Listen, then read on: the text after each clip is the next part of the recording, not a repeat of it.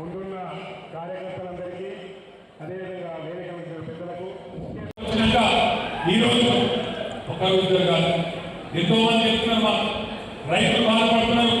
అన్నా కేసీఆర్ అప్పుడు రైతు బంధు వారం 10 రోజుల్లోనే టింగు అనుకుంటా 7,600 కోట్ల రూపాయలు మా ఖాతాలో పడుతుంటే, కానీ రేవంత్ రెడ్డి వచ్చిన తర్వాత, ఈ ప్రభుత్వం వచ్చిన తర్వాత నీ కోటదాని రైతు బంధు నీ కోటదాని మొక్కలు చూసుకునే పరిస్థితి వచ్చిందన్నా.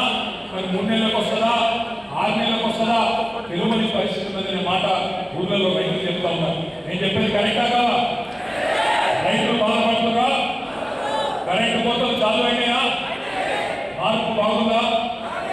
నేను అనుకునేది వాళ్ళ ఎవరైనా కాంగ్రెస్ లో కోటేసిన వాళ్ళు అన్నా కరెంటు రాకపోయా మీ దగ్గరకు వస్తే అడుగు మార్పు బాగుందా అడుగు. ఇంకా ఎడగాలి రాలి మంచినీళ్ళ కోసం చాలైందా?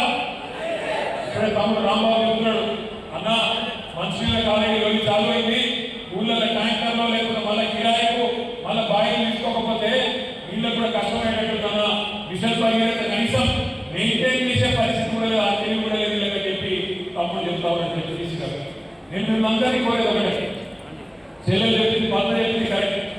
మన జీవితంలో అసాధ్యమవుతున్న తెలంగాణనే బాగున్నట్టు అనుకోకుండా అధికారంలోకి వచ్చింది తప్ప కొండారెడ్డి పైన కూడా నమ్మలేవాడు.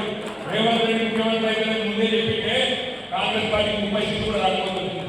ఏదో అనుకోకుండా గాలి పడ్డగా అంతే గాలిలో గుంతలు పడ్డట్టు వాళ్ళు కూడా ఊహించుకోలే, వాళ్ళు కూడా అనుకోలే, వాళ్ళు కూడా కలగలే.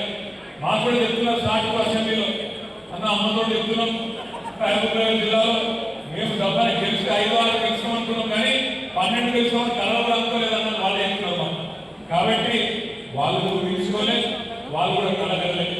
అందుకే అసెంబ్లీ ఎన్నికలకు ముందు ఇష్టం వచ్చిన వాగ్దానాలు ఇచ్చింది. ఏమన్నారు?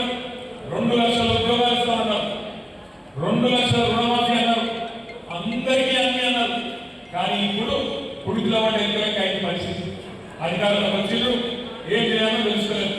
అప్పుడేమో అందరికీ అన్ని, ఇప్పుడేమో కొందరికి కొన్ని ఇస్తాం, కొన్ని మాత్రమే చేస్తాం, మిగతా ఎన్నికలు చేస్తాం. కేసీఆర్ గారు ప్రధాన ఖాళీ చేసిపోయిండు, పర్మనెంట్ పోలేదు, పోయింది 4 రోజులకి. తప్పకుండా అచ్చంపేటలో నీరు పెట్టిన తర్వాత అమెరికా నుంచి కాదు అంటార్కిటికా నుంచి కూడా తప్పకుండా వస్తామని చెప్పి ఇక్కడికి వచ్చినాక మీ ఉపన్యాసాలు అయితే నిజంగా కూడా చాలా ఉత్సాహం వచ్చింది. మా సోదరి పద్మ, నా పేరే సర్పంచ్ పద్మ, మా సోదరి పద్మమ్మ మాట్లాడి ఏమన్నది?